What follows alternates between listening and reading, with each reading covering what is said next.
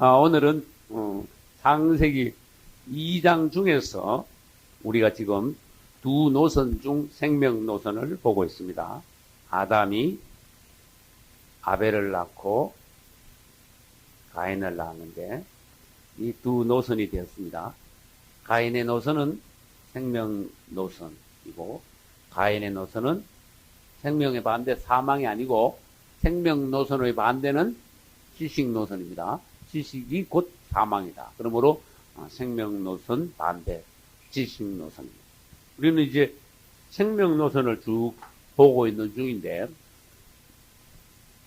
노선 이야기하니까 제가 이제 간단하게 잠깐 말씀을 드리겠습니다. 내가 많은 종들을 지금까지 사귀어 오면서 교제해 오면서 처음에는 아주 저하고 참 깊은 교제를 나누고 참 서로 사랑하고 지내던 어떤 종들이 세월을 지나고 나서 어느 날인가 이영 목사님하고 나하고 노선이 틀린 것 같아요 하고 나를 떠난 분들이 종종 있어. 그 내가 가만히 생각해 봤어요. 그냥 나를 떠난 게 아니고 노선이 나하고 다르다 하면서 떠나더라고. 그 노선이라는 단어를 내가 이게 엄중한 단어인데 내가 알기로는 성경에 노선이 두 개가 있는데 나하고 견해가 좀 틀립니다. 이래 말하면 좀 덜한데 이영 목사님이 나하고 노선이 틀리대. 그러면 둘 중에 한 사람은 잘못하면 노선이 다른 데로 가면은 누구 천국으로 가면 누구 지옥으로 가야 한대. 노선이 틀린다고 말이야. 이거 좀 엄중한 단어란 말이에요. 그래서 우리는 기독교 안에는 생명 노선 하나만 있어야 되겠다. 할렐루야. 우리는 성경을 유일한 우리의 규범. 성경 외에 다른 것은 절대로 없다. 내 견해가 성경 여기 안에 내 견해가 절대로 들어갈 수 없다. 내가 내 멋대로 이 성경을 풀이하거나 내가 멋대로 이 성경 안에서 어떤 노선을 정하거나 그런 것이 아니고 성경을 그대로 내가 받아들이는 생명 노선 하나밖에 없다. 이걸 우리가 신조로 삼아야지. 근데 사람들이 이 머리가 발달하다 보면은 신학을 하다 보면은 신학 안에는 뭐가 생기냐 하면 노선이 있기 시작하는 거예요. 그래서 이 노선이라는 거 이거 엄중한 단어인데 여러분 우리 평생 같은 노선으로 같이 갑시다. 저는 여러분 솔직히 내가 마음이 아파요. 예.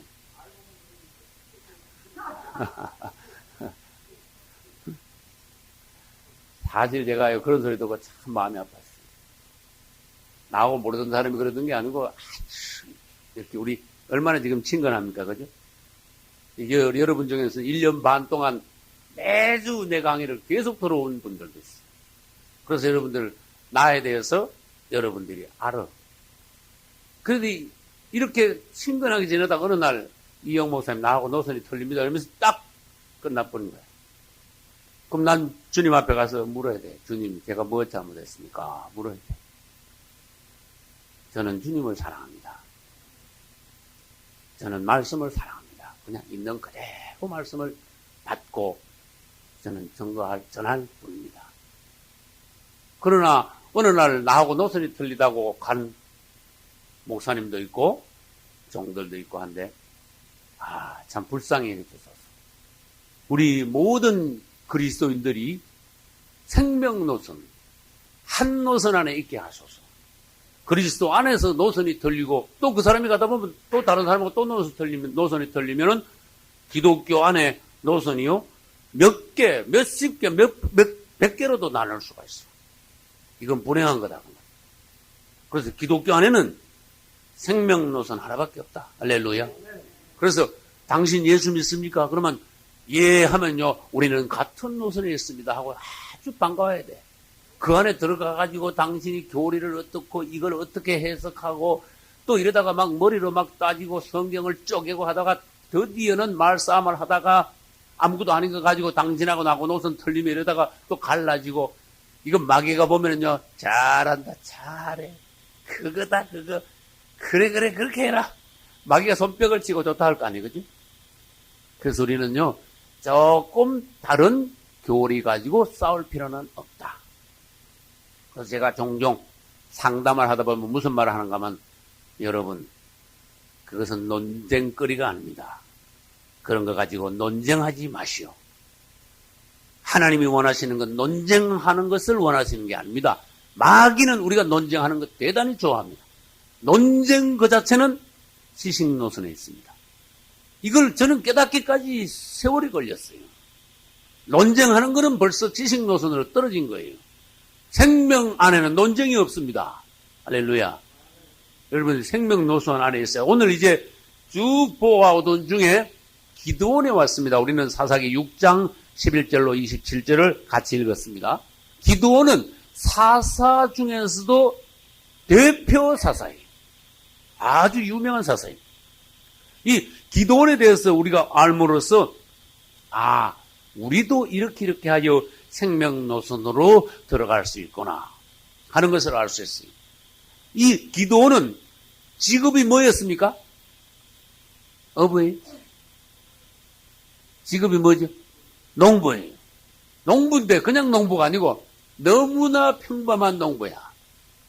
아주 시골에 아주 이름도 없는 평범한 농부예요. 겁도 많아.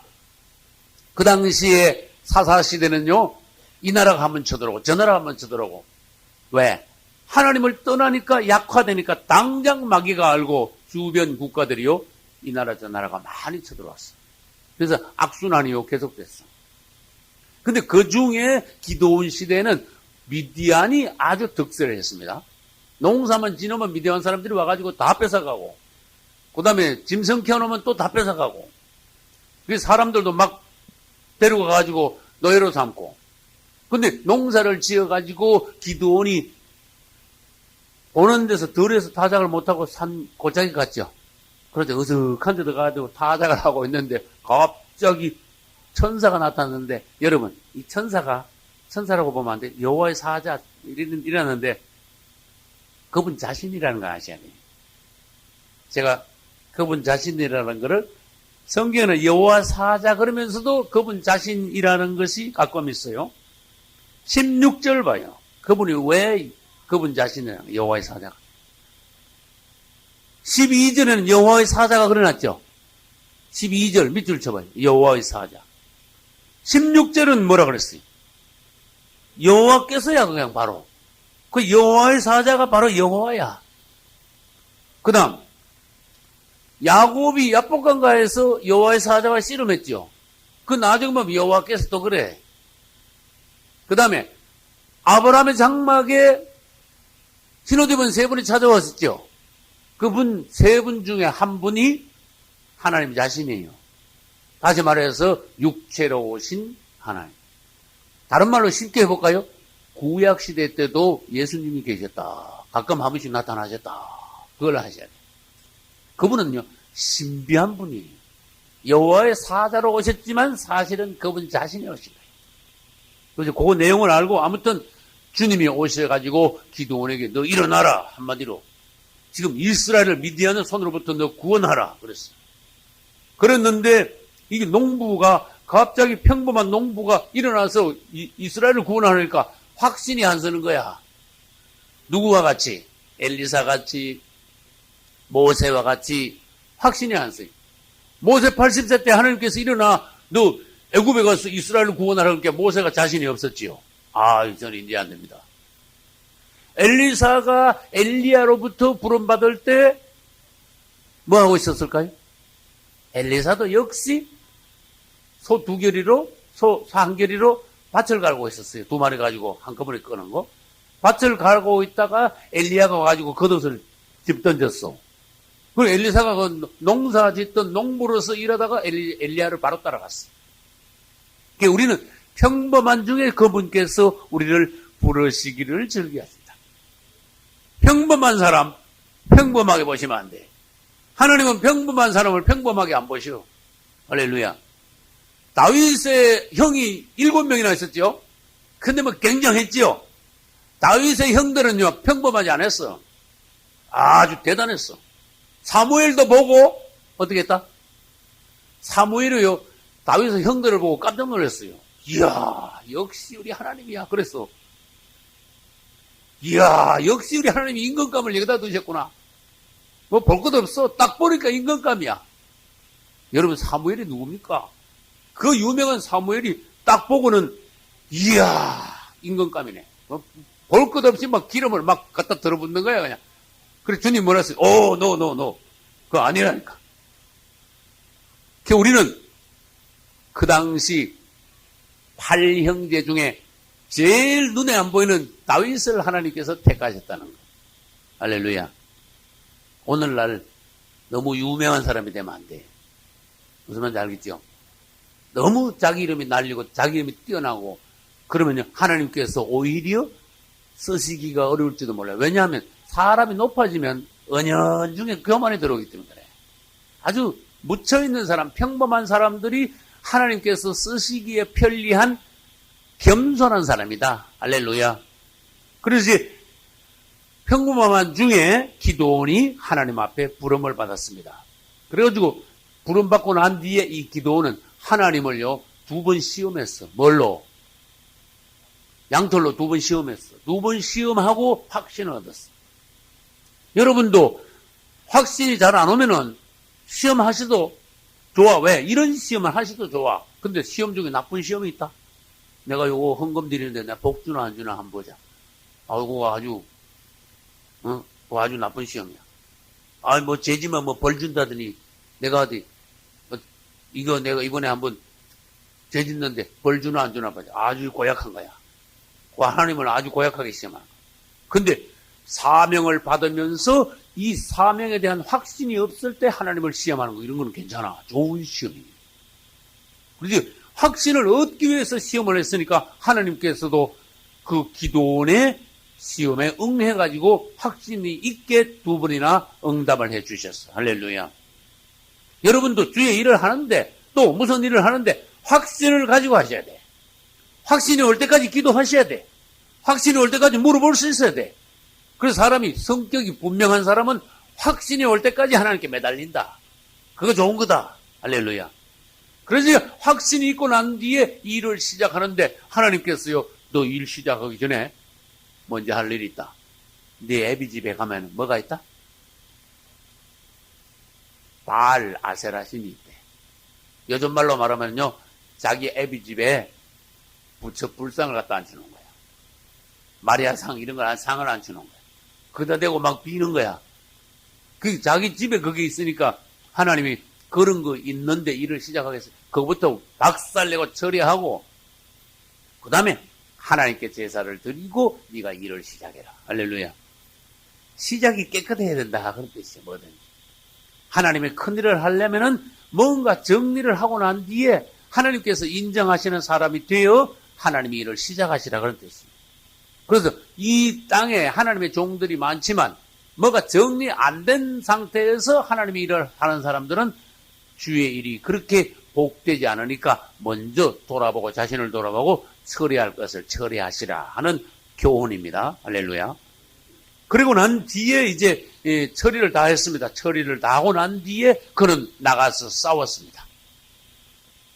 미디안 대군이 쳐들어왔는데 10수만 명이 되는데 기드온은 불과 몇 명 가지고 이겼어요?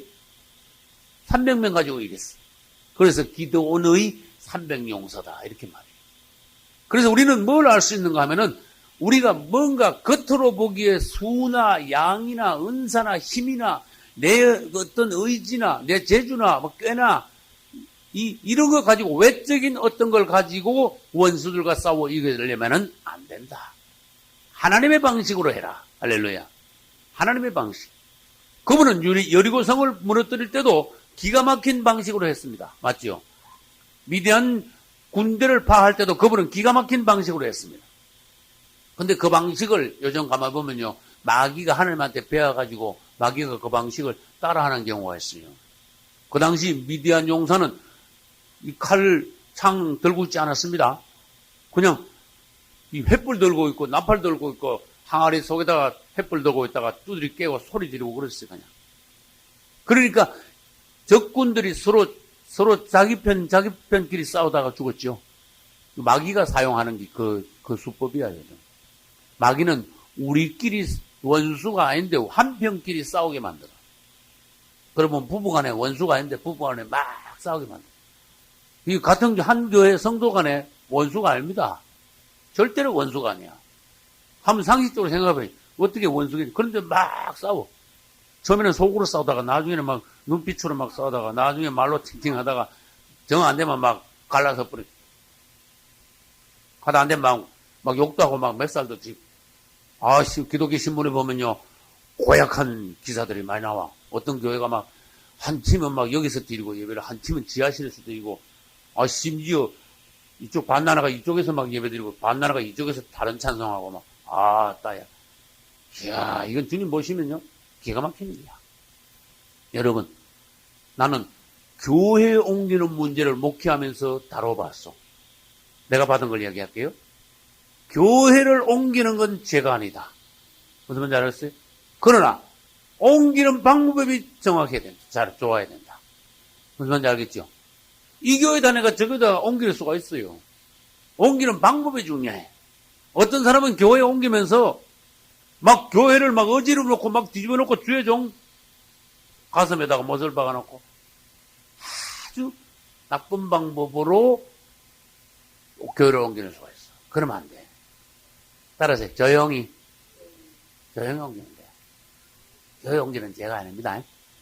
그래서 여러분, 그래서 이 교회라는 거는요, 이 교회, 예를 들어 한수만 교회요. 딴 교회는 올 수도 있고, 얼마든지 오는 성도 받아주시라고. 여기 있다가 다른 데로 갈 수도 있어요. 안녕히 가시라. 무슨 말 알겠죠?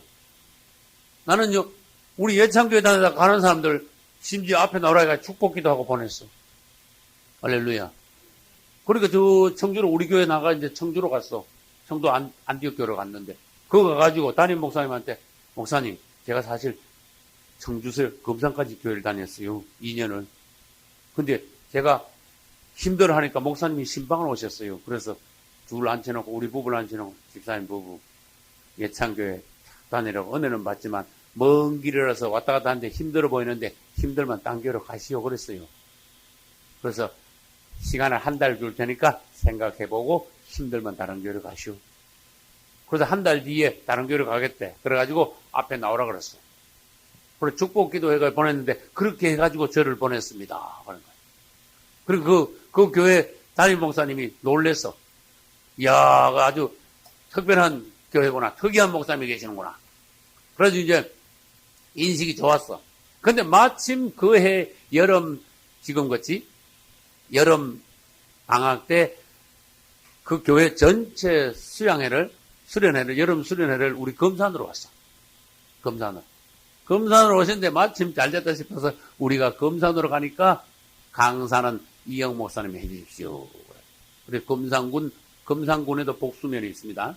진산면, 복수면 그 붙었어요. 진산면, 거기에 보면, 여기, 선창장로교인가? 거기서 그게 헐몬산 기도원이라고 기도원 하나 잘 새로 지었어요. 거기서 이제 수련회 하는데, 가서 이제 이틀, 이제, 설교하고, 그때 나온 테이프가 절기를 지킴이라는 테이프가 2개 나왔어요. 이틀 설교하고. 그게 아주 좋은 테이프가 됐어요. 그래서 우리는 교회를 옮길 수 있다. 그러나 조용히 옮겨라. 할렐루야. 올 수도 있고 갈 수도 있다. 올 때 환영하고 갈 때 아주 기분 좋게. 그리고 난 뒤에 다음에 또 만날 수 있다. 할렐루야. 그래서 우리 주님 앞에서요.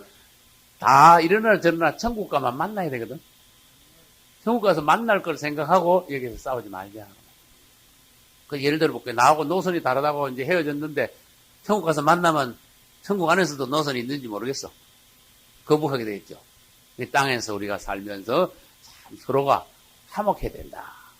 어떤 사람하고 원수 지우지 말자. 할렐루야. 이제 기도는 하나님의 방식으로 싸워서 이겼어요. 여러분들이 여러분 재주 가지고, 여러분 머리 가지고, 여러분 은사, 힘, 노력 이런 거 가지고 절대로 안 된다는 걸 인정하시고 하나님의 방식을 도입하셔야 돼요. 주님, 이럴 때는 어떤 방식이라야 됩니까? 하나님께 물어야 돼. 그래서 하나님의 임재 아래 하나님의 방식으로 기도원은 싸워 이겼다. 그래서 기도원은요, 대성을 하고는 뭐의 대표가 됐는가 하면 사사의 대표가 됐어. 할렐루야.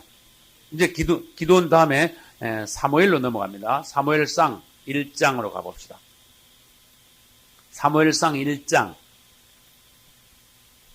10절과 11절 두 절을 같이 읽겠습니다. 한나가 마음이 괴로워서 여호와께 기도하고 통곡하며 서원하여 가로되 만군의 여호와여 만일 주의 여종의 고통을 돌아보시고 나를 생각하시고 주의 여종을 잊지 아니하사 아들을 주시면 내가 그의 평생의 그를 여호와께 드리고 삭도를 그 머리에 대지 아니하겠나이다. 아멘. 넘겨서 20절 한 절 더 봅니다. 한나가 잉태하여 하고 때가 이름에 아들을 낳아 사무엘이라 이름하였으니 이는 내가 여호와께 그를 구하였다 하였더라. 아멘. 여러분, 사무엘은 어떻게 나서 어떻게 하나님께 드려지고 어떻게 하나님의 큰 일을 했는가 여러분은 압니다. 사무엘은 생명노선에 있는 하나님의 종 중에서 구약에서 대단히 큰 종입니다. 시대를 바꿔도 아주 크게 바꾼 종입니다. 사무엘 한 사람이 일어남으로 인해서 나라가 완전히 바뀌었어요. 모양이. 그리고 사무엘이 일어난 이후에 블레셋이 절대로 이스라엘을 쳐들어오지 못했습니다. 이 말은 무슨 말인가 하면 한 가장이 딱 서면 마귀가 그 집 가까이 못 온다 그런 뜻이에요. 이 교회에 이 주의 종이나 딱 성도들이 딱 서면 이 교회에 마귀가 얼씬도 못한다 그런 뜻이에요. 근데 그 나라에 믿음 있는 하나님 앞에 완전히 바로 선 종이나 지도자가 없을 때는 여기저기서 막 쳐들어왔어. 이놈 저놈 막 쳐들어와가지고 이스라엘을 계속 괴롭혔어. 그래서 우리는 얼마나 지도자가 바로 서는 것이 중요하냐. 가정에서나 교회에서나 직장에서나 국가에서나.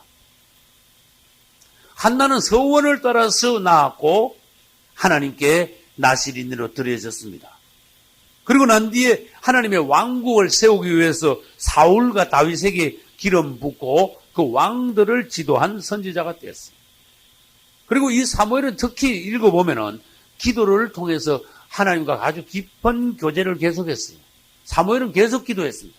그래서 사무엘의 말 중에 내가 너희를 위하여 기도를 쉬는 죄를 범하지 않겠다. 그런데 거기서 오늘날 종들에게 무슨 느낌을 줬는가 하면, 기도를 쉬는 거는 죄구나 하는 그런 인식을 바로 줬어요. 그래서 우리가 기도를 쉬는 건 죄입니다. 오늘날 신약에 와서는 그래서 쉬지 말고 기도하라. 저는요, 처음 읽을 때, 기도를 쉬지 않고 하는 건 안 될 텐데, 네, 그랬어요, 처음에. 20몇 년 전에. 근데 이제 자꾸 깨닫고 나서 보니까, 계속 기도를 쉬지 않고 하는 법칙이 뭔가 하면, 기도의 영을 받아야 돼. 숨 쉬듯이 기도하는 비결을 깨달아야 돼. 그 다음에 꼭 기도를 쉬지 말고 하라니까 무릎을 꿇고 소리내고 하는 그런 것만 생각하지 말고 기도의 영. 끊임없이 기도의 영 가운데 그분 안에 있으면서 첫째, 그분을 계속 부르는 것을 연습을 하셔야 돼요, 먼저. 우리 주님이 성경의 신약에서 쉬지 말고 기도하라 하셨으니까 이거는 명령이기 때문에 꼭 해야 되며 할 수 있는 방법이 있다는 거예요. 불가능한 거를 하라고 말씀하시지 않습니다. 할렐루야. 그러니까 이걸 붙들고 주님 어떻게 쉬지 않고 기도합니까? 이걸 물으셔야 돼요. 첫째, 기도의 영을 받으세요. 기도의 영. 여러분 한번 해봅시다. 집사님 숨은 1분에 17번을 꼭 쉬어야 돼. 안쉬면 죽어. 집사님 꼭 잊지 말고 숨을 쉬어요. 그렇게 말하기 때문에 숨 쉬는 게 아니란 말이에요. 그죠? 숨은요, 나서부터 엄마 뱃속에서 나와서 죽을 때까지 1분도 숨을 안 쉬고 계속 쉬게 돼 있어. 이거 완전히 이거는 생명의 법칙이야.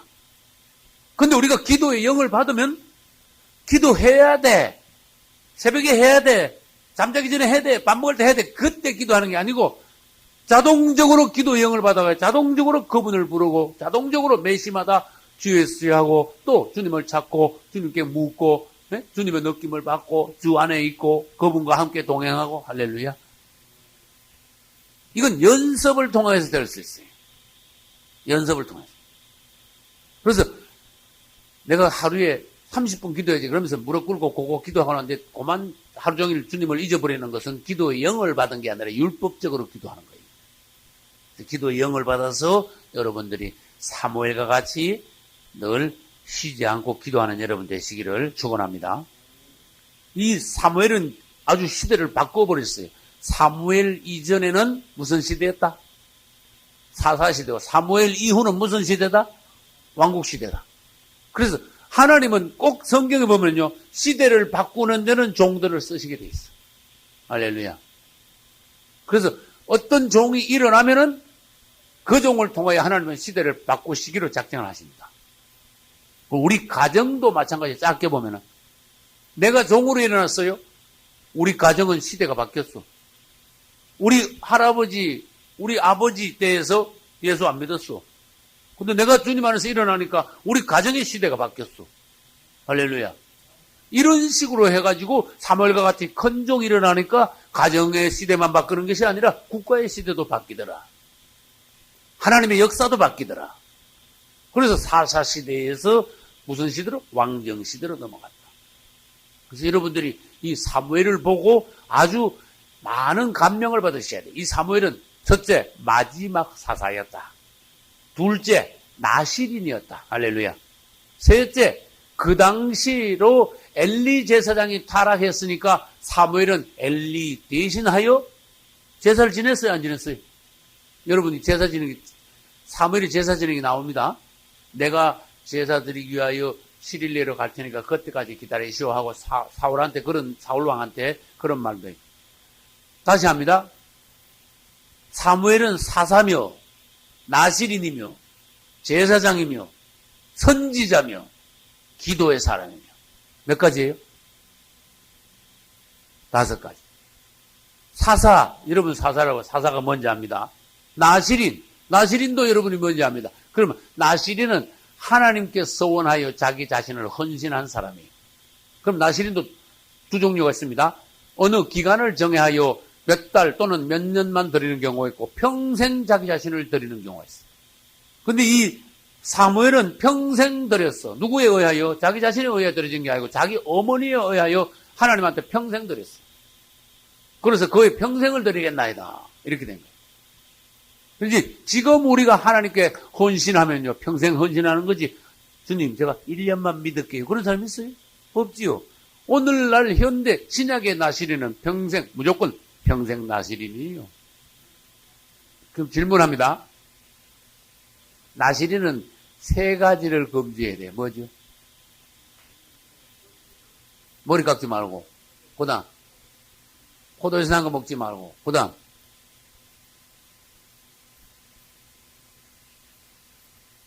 예? 시체를 가까이 하지 마라. 그 3가지. 제가, 설교 중에 나실인에 대하여 설교한 테이프가 한 2개, 3개 있어요. 그걸 들어보시면 아주 상세합니다. 시체를 가까이 하지 마라. 그 말은 구약시대 때는 실제로 시체를 가까이 하지 마라는 뜻이지만 오늘날에는 그게 무슨 뜻인가 하면은 사망에 속한 것, 마귀에 속한 것 가까이 하지 마라. 이 세상 악한 어두운 문화 있죠. 그 다음에 사람, 장소, 물건, 음악도 뭐 이런 거, 영화 이런 거, 어두운 거, 사단에 속한 거. 그게 전부 다 이 마귀에 속한 거, 사망에 속한 게 많아. 그래, 누가복음 보면은 한 도시 사람이 귀신이 들렸는데 그 사람은 집에 있지 않고 옷을 입지도 않고 맨날 어디 가서 산다? 무덤에 가서 살죠. 그게 사망의 장소야. 그러니까 나실인하고 그 귀신 들린 사람이 무덤에 있는 거하고 연결을 시킬 줄 알아야 돼. 오늘날 신약적으로 말하면은 시체를 만지는 게 뭐냐? 어두운 장소, 사망의 장소에 다니며 사망의 사람들하고 계속 접촉하고 사망에 속한 음식을 먹고 물건을 만지고 그렇게 함으로써 사망 가운데서 뒹군다. 다시 말해서 공동묘지에서 뒹구는 그런 식이야. 하나님께서 보시죠. 그 다음에 구약시대 때 나실인들은 실제로 포도나무에서 난 걸 안 먹었어요. 포도 씨도 안 먹었어. 포도 껍데기도 안 먹었어. 건포도도 안 먹었어. 그 오늘날 우리가 나실인 되면 그거 먹지 말아야 됩니까? 아니요. 잡수시오. 많이 드시오. 근데 그게 무슨 뜻이? 포도는 기쁨을 상징하는 거예요. 음식은 사람으로 힘을 내게 하고 포도는 사람을 기쁘게 하고 또 하나 더 있어요. 기름은 사람을 윤택하게 하고 이 3가지가 이 성경에서 음식 중에서 이제 이 역할이야, 이제. 그러니까 포도주를 마시라 마라. 그 말은 포도주를 마시고 누가 막 기분이 너무 좋았어? 창세기 보면 노아가 기분이 너무 좋았죠. 그거하고 또 연결을 시켜줘라. 예, 넌 나신이 되면 포도 마시지 말아야 돼. 포도 마시면 기분이 좋다가 너무 좋으면 벗어버리는 거야. 그냥 완전히 인사불성이 되는 거야. 주체를 부리는 거야. 그러면 안 되겠지. 이러면서 이것을 뭐하고 또 연결을 시키냐 되면 오늘날 세상적인 낙, 오락, 취미, 뭐 그냥 야 너무 요즘 뭐 살다 보니까 너무 그냥 생활이 답답하고 그냥 도시에 살다 보니까 막 그런데 휴가철인데 남들 다 가는데 우리는 안 갑니까? 가지고 혼을 즐겁게 하기 위해서 놀이 따라서 놀러 다니지 마. 하나님이 저한테 하신 말씀. 종아, 너 놀러는 다니지 마라. 하나님이 이를 위하여서 다니면서 주님이 창조하신 이 우주 만물을 보고 주님을 찬양하고 기뻐하고 누리는 것은 좋은데 그냥 놀러 그 자체를 목적으로 두고 다니지 마. 무슨 말인지 알겠죠? 그거 이제 설명을 지금 그 다음에 해야죠. 그래서 세상적인 기쁨을 찾으면은 나시린으로 찾게 되었다. 주님 안에서 기쁨을 얻어라. 할렐루야. 그래서 취미 오락 생활하고 뭐 어떻게 하는 거겠죠. 그거 즐기는 사람은 혼을 사랑하는 거야. 세상 기쁨을 누리는 찾는 사람들이. 그러니까 그런 사람들이 그 도가 너무 지나치면 주님 안에서 기쁨이 없어져. 그래서 우리는 세상 기쁨을 놓으면은 주님 안에서 남들이 체험하지 못한 하늘의 기쁨, 즐거움을 맛보게 됩니다. 할렐루야. 그 다음에 이제 사모님 말씀하신 머리에 삭돌, 머리 자르지 마라. 그런데 질문 하나 할게요. 나시린이 남자입니까? 여자입니까? 여자 나시린 없습니까? 없어요. 성경에는 없어요. 그렇죠. 성경에 여자 나시린은 없어요. 남자로서 나시린. 그건 여러분들이 이제 연구하고, 다시 말해서, 남자는, 성경적으로 해봅시다. 남자는 머리가 긴 게 좋습니까? 짧은 게 좋습니까? 여자는 머리가 긴 게 좋습니까? 짧은 게 좋습니까? 여자는 머리가 긴 게 좋죠. 그럼 하나님께서 보시기에 여자가 짧으면, 머리가 너무 짧으면 하나님께서 보시기에 나쁘게 말하면 가증한 거예요. 그래서 내가 전에 그랬죠. 여자가 남자 옷, 바지 같은 거 쫙 달라붙는 거 입는 거, 그것도 하나님께서 보시기에 안 좋은 거야. 그래서 여자가 남자 옷 입지 마라. 하나님이 지어주신 대로 해라. 남자가 머리가 짧은 것이 좋은데, 여자는 머리가 길어야 되고, 그럼 또 이제 다른 데로 또 조금 나보고, 남자는 짧은 게 좋은데, 여자는 왜 긴 게 좋습니까? 그럼 해보니까 그게 더 낫더라. 그러면 안 되는 거야. 성경적인 의미를 찾아야 돼. 그래서 결혼식 할 때, 남자는 머리가 짧고 여자가 머리가 길면은, 이 머리카락 자체로 여자들은 자기 머리를 덮은 거야. 거기다가 면사포로 또 한 번 더 덮는 거야. 그래서 남자는 또 덮으면 좋을까? 모자 쓰면 좋을까? 결혼식 할 때 남자 모자 쓰면요, 안 되는 거야. 남자는 뭐 덮어 쓰는 게 아닙니다. 그 결혼식 할 때 쓰는 게 아니야. 그, 임금도 쓰긴 썼죠. 그건 이제 결혼식 할 때 말고. 이게 무슨 뜻인가 하면, 결혼식 하는데 머리가 둘이 딱 서 있는데, 머리 하나는 감춰가지고 여자가, 나는 머리가 아닙니다. 당신 앞에서 내 머리는 감추겠습니다. 당신이 나의 머리입니다. 무슨 말인지 알겠죠? 그래서 우리가 예수님 앞에서도 마찬가지야. 우리가 결혼식 할 때 부부를 성도와 예수님으로 비교해보자고 말이야. 우리가 주님과 결혼할 때는 우리 머리가 감춰져야 돼요. 그러면서 주님만이 나의 머리가 돼요. 그는 교회의 머리라. 할렐루야. 근데 남자 보고 너 나시린 되려면은 머리 깎지 마. 이거 이상하네. 첫째, 남자가 머리가 길면요, 수치야. 너 세상에 살면서 수치를 무릅써라. 그 다음에 너는 네 머리를 길므로써 남자지만은 너는 머리를 감추고 너의 머리가 주님이심을 세상 사람들에게 선포하고 네 자신도 그렇게 깨닫고. 네가 나시리는 한도 내에서는 넌 머리가 없다. 네 머리는 없어졌다. 다시 말해서 너는 머리가 아니다. 그래서 세 가지를 주님께서 말씀하셨어요. 사무엘은 뭐다? 나시린이었다. 사무엘은 사사였으며 나시린이었으며 선지자죠. 유명한 선지자예요. 사무엘 선지자. 그 다음에 또 뭐예요? 제사장이었어요. 그 당시 엘리 제사장이 타락하여 하나님께서 나쁜 방식으로 데려가시고 그 다음에 이어서 사무엘이 대신 제사장이 됐어요. 할렐루야. 그리고 난 뒤에 사무엘은 또 기도의 사람입니다. 여러분들이 하나님 앞에 이렇게 서면은 여러분을 통하여 하나님께서는 일하실 수가 있어요. 할렐루야. 그 다음 사무엘상 16장으로 넘어갑니다. 지금 뭘 보고 있지? 우리는 생명노선을 보고 있습니다. 사무엘상 16장 6절부터 아까 이제 사무엘이 실수한 장면이 6절부터 나와요. 같이 읽읍시다. 그들이 오매 사무엘이 엘리압을 보고 마음이 이르기를 여호와의 기름 부으실 자가 과연 그 앞에 있도다 하였더니 여호와께서 사무엘에게 이르시되 그 용모와 신장을 보지 말라. 내가 이미 그를 버렸노라.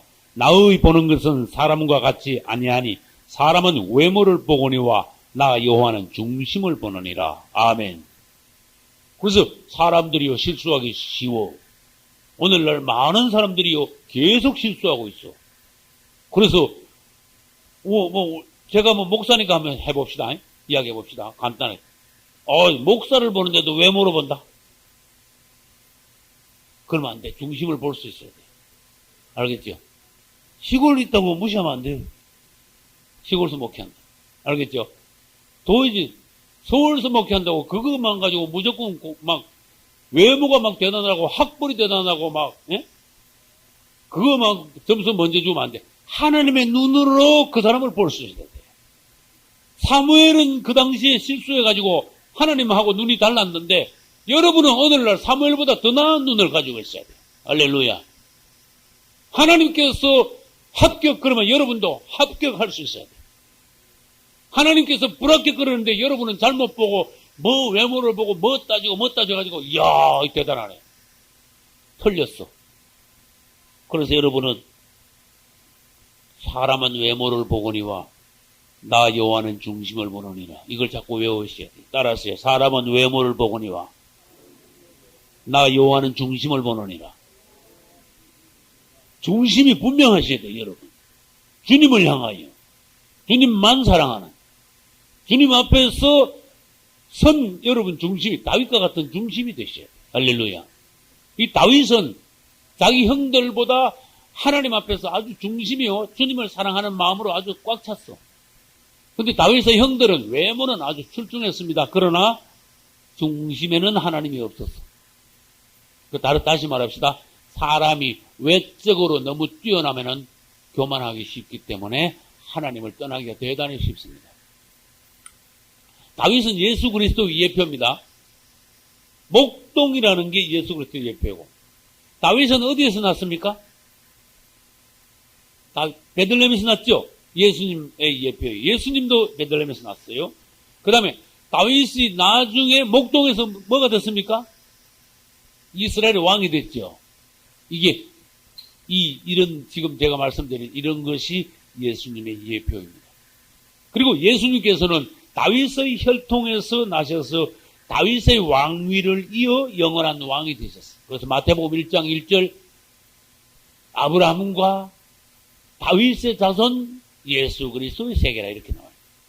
우리 예수님은 다윗의 왕위를 이어서 오신 영원한 왕이십니다. 다시 말해서 다윗을 그만큼 높이셨다.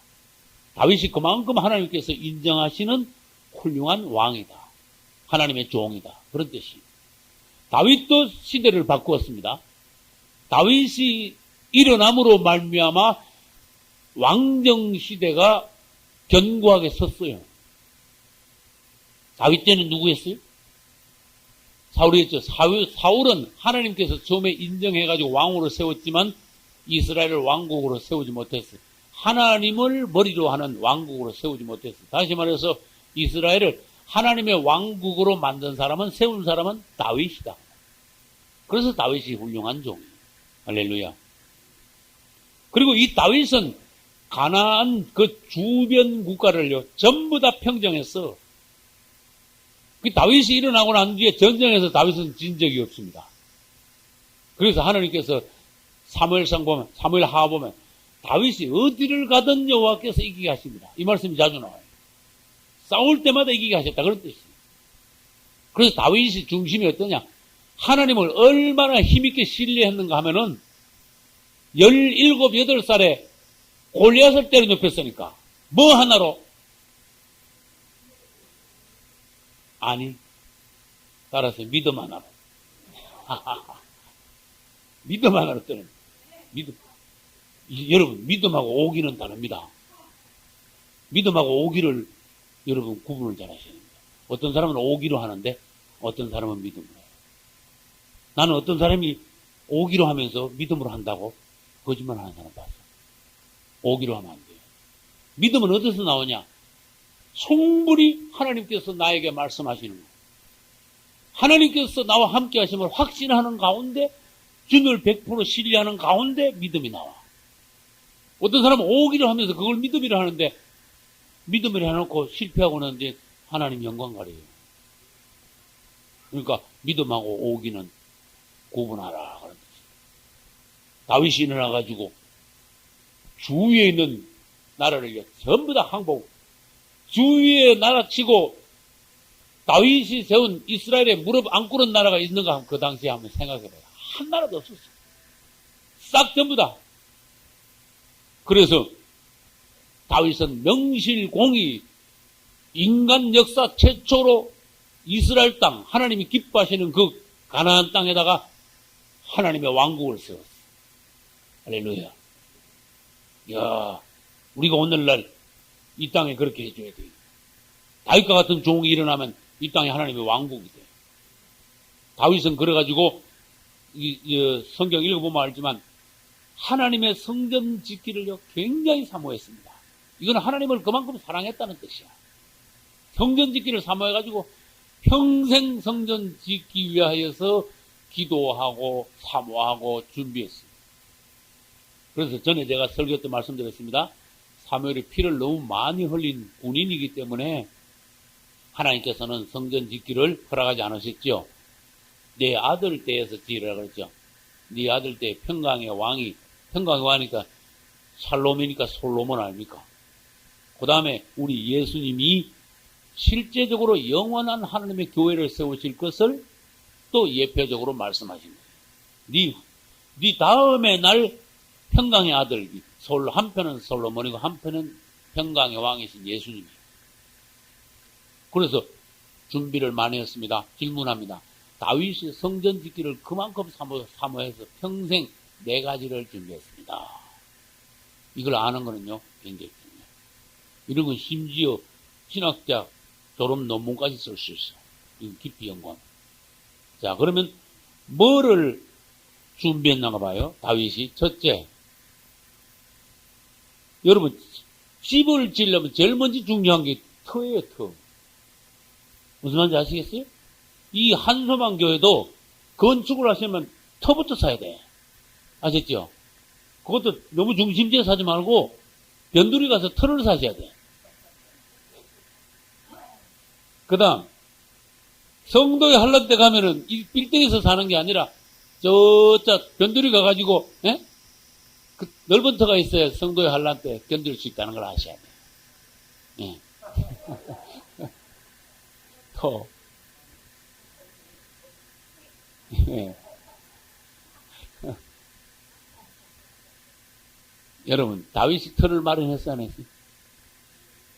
터를 마련했죠. 오르난의 타작마당 금 600세겔 주고 샀죠.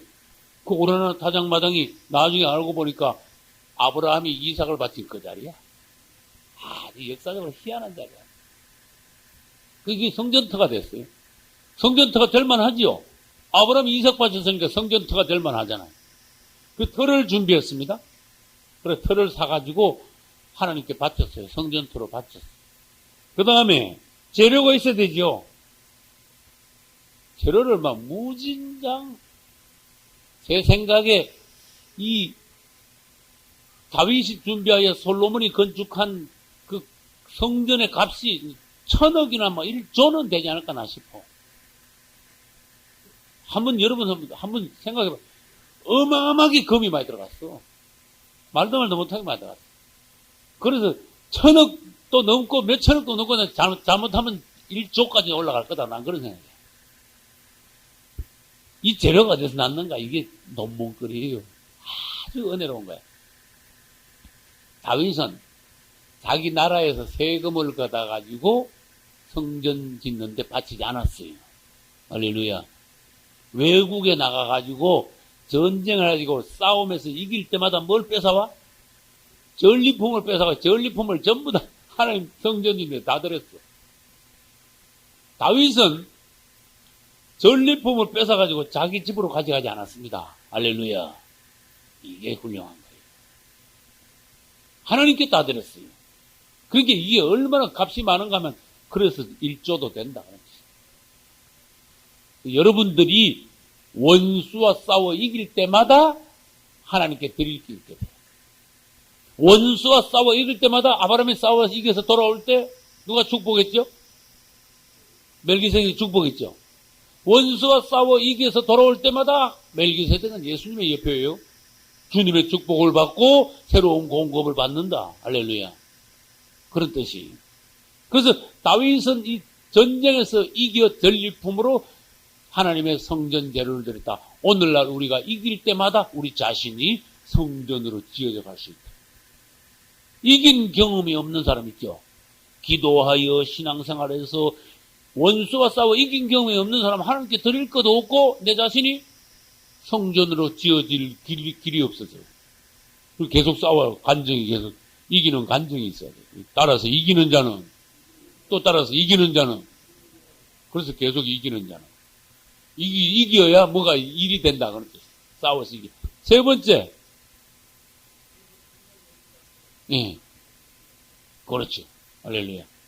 세 번째 뭐가 필요하면 그냥 막 지으면 안 되거든. 뭐가 필요해? 설계도 필요해. 이 솔로몬이 건축을 했지만 설계도는 다윗이 그랬어요. 그럼 다윗이 자기가 그랬는가? 아니지요. 성신이 나로 하여금 이 설계도를 그리게 하셨다. 식양을 그리게 하셨다 그랬어요. 성령이 그냥 다윗이 그냥 너무 사모하니까 앉아서 그리도록 만들었어. 마치 성령이 역사하여 종들이 이 성경을 쓴 것 같이 성령이 역사하여 다윗으로 하여금 솔로몬 성전 설계도를 완벽하게 그리게 만들었어. 할렐루야. 자, 이러면 다 된 거지. 그러나 하나 부족해. 네 번째 먼저 하시는 분. 예? 터 있고 재료 있고 설계도 있으면 다 됐지 뭐. 근데 또 하나가 필요하단 말이야. 예? 사람이 필요하다. 이 성전을 아무나 못 지어요. 맞죠? 그래서 모세가 성막을 지을 때도 버살렐과 오홀리압이라는 출중한 성령이 충만한 종들을 보내가지고 성막을 짓게 했어요. 근데 이번에는 오홀리압과 버살렐보다 더 성령 충만한 사람이 나타났어. 누구예요? 솔로몬이야. 솔로몬 뒤에 누가 따라가겠어요? 설계도를 자기 아버지 다윗이 솔로몬한테 넘기니까 솔로몬이 딱 보니까 대번 알겠어. 이야, 이거 어떻게 지어야 되는 거 대번 알겠어. 그만큼 솔로몬의 지혜가 출중한 거예요. 솔로몬한테 이 설계도를 안 주고 다른 시시한 아들한테 줬으면 성전 짓지도 못해요. 그래서 다윗은요, 자기 소원을 이룰 아들까지도 얻었어요. 할렐루야. 근데 또 이제 아까 내가 논문 얘기했죠. 요 터도 죄 짓고 난 뒤에 회개 기도하고 터를 얻었고, 그걸 연구하셔야 돼요, 여러분. 터를 얻은 경위를 여러분들이 연구하시라 그런 뜻이에요. 이건 다른 얘기하면 내가 너무 기니까 그거만 알려드려요. 요 사람 누구요?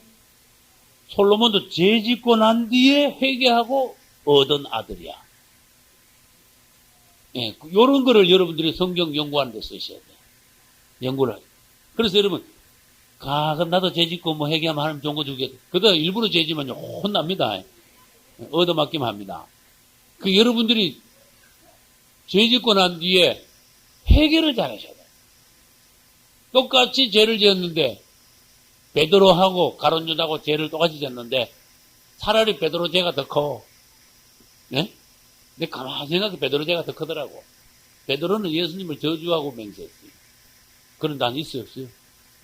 저주하고 맹세하고는데, 막, 오늘날로 말하면 막, 나쁜 소리를 했다 이거야. 욕을 했다 이 뜻이야. 저주하면서 이거, 큰 죄입니다. 근데, 가룟 유다는 그냥 살짝 가가지고 아무도 모르게 그냥 팔아먹고, 그냥, 네? 원삼집 보고, 그것도 나중에 도로집 던지잖아. 그런데, 중요한 건 뭡니까? 회개를 누가 똑바로 했냐고요. 저는 마태복음 방송 설교할 때 베드로와 가룟 유다가 죄를 졌는데 베드로는 철저히 회개했지만 가룟 유다는 뉘우치기만 하고 회개를 못했습니다. 그럼 뉘우치기만 하고 회개를 못한 게 이게 뭡니까? 물어야 돼. 말하자면 음식을 먹어놓고 이거 잘못 먹었네. 이거 다음부터 먹지 말아야지. 그러면 안 된다니까. 잘못 먹은 일이지 말고 빨리 가서 확 토해버려야 돼. 베드로는요, 죄를 확 토해내버렸어. 통곡하면서. 철저하게. 성경에서 회개 잘하는 사람은요, 베드로, 그 다음에 다윗이야. 다윗이 회개를 아주 철저히 잘했어. 근데, 가룟 유다는 뉘우치기만 했네. 이게 막 얹혀가지고 돈 돌려주고 나니까 시원할 줄 알았는데 웬걸 돈 돌려줘도 이 토해내질 하나님 앞에 자백하고 하나님하고 해결이 안 된 거야. 철저하게 해결해야 돼. 따라서 회개하라. 회개가 잘 돼야 돼. 복 받는 사람은요, 회개를 잘합니다. 회개함으로써 아주 하나님 앞에서 깨끗한 새 출발을 할 수가 있습니다. 할렐루야. 이제 지금 다윗을 하고 있는 중입니다. 사도행전 13장 22절 보니까 다윗은 하나님의 마음에 합한 자라 일어났어요. 요거 아주 여러분들이 사모하셔야 돼. 하나님의 마음에 합한 자. 여러분도 잘하면 하나님의 마음에 합한 자가 될 수 있어요. 할렐루야. 아주 하나님이 사랑스러운, 정말 하나님 마음에 쏙 드는 사람이 될 수 있어. 근데 어떤 사람들은 자식 열어놓으면은 자식이 쏙 썩인 자식이 있듯이 성도는 성도야. 성도 아니진 않아. 그 사람 멸망을 안 받아. 지옥 안 가, 그 사람. 그런데도 하나님 속을 계속 쓰기면서 천국 가는 사람이 있어. 그럼 한번 생각해 봐요. 예수 믿으면 지옥을 안 갑니다. 예수 믿으면. 믿으면 구원받는 건 확실합니다. 그러나 하나님의 속을 많이 썩이고 억지로 겨우 천국 가는 사람이 있어요. 근데 심하면은요, 천년왕국 못 들어가고 천년왕국 바깥에 있다가 겨우 가는 사람이 있어요. 기왕 예수 믿으면은 여러분 불행하게 하면 안 돼. 하나님을 시원하게 드리고 하나님의 마음을 합한 자가 되어서 하나님을 기쁘게 드리고 천국 가셔야 돼. 할렐루야. 다윗은 무슨 성을 건축했는데 다윗이 처음에 예루살렘 근처에 있는 예루살렘 근처에 있는 가나안 족속들의 땅을 뺏어서 쫓아냈어. 쫓아내고는 다윗 성을 지금 현재 예루살렘이에요. 예루살렘에다가 성을 쌓았어. 그래서 도성을 삼았습니다. 도성을 삼아가지고 그 성을 쌓아가지고 처음에는 뭐라 했는가 하면 그 성을 다윗성, 다윗 쌓았다고. 두 번째 시온성, 세 번째 그 이름이 예루살렘 성이 됐어요. 그래서 예루살렘 성이 정식 이름이에요. 예루살렘. 그래서 예루살렘이라는 이름이 굉장히 중요한 이름이에요. 귀한 이름이에요. 왜? 이 다윗이 쌓은 예루살렘 성이 세계의 중심이 됐어. 할렐루야. 세계의 중심은 이스라엘이다. 이스라엘의 중심은 예루살렘이다. 예루살렘의 중심은 전에 했어요. 성막론 때 했어. 다시 합니다. 세계의 중심은 이스라엘이다. 그거는 에스겔서 38장에 나옵니다. 세계 중심은 이스라엘.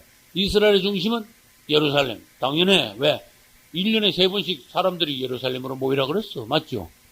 예루살렘이 뭐였습니다? 예루살렘의 중심은 뭐예요? 성전. 그래서 예루살렘에 가면 사람들은 성전으로 가야 돼. 왕궁으로 가는 게 아니야. 성전으로 가야 돼. 성전의 중심은 지성소. 지성소의 중심은 법궤. 그래서 법궤 안에 있는 그 세 가지가 우주의 중심이라고. 법궤는 우주의 중심입니다. 그러면 법궤는 뭡니까? 예수님입니다. 이렇게 돼요. 제가 지금 무슨 말을 하려는가 하면 다윗이 쌓은 예루살렘 성이 세계의 중심이 되었으니까 다윗이 얼마나 중요한 인물이냐. 다윗을 기뻐하셨고 다윗이 쌓은 예루살렘 성을 하나님께서 기뻐하셔서 세계의 중심이 되게 하셨다. 그 다음에 앞으로 영원한 천국 이름도 새 예루살렘이다. 할렐루야. 새 예루살렘. 그 다음 다니엘서 9장으로 넘어갑니다. 다니엘서 9장으로 넘어가서 오늘 아까 그 복사한 거 있죠? 복사한 거 저도 한 장 주시기 바랍니다. 예. 다니엘서 9장, 이 다니엘을 읽는데, 다니엘서 9장을 많이 못 읽고 24절로 27절까지만 읽겠습니다. 몇 페이지죠? 제 성경은 1249페이지입니다.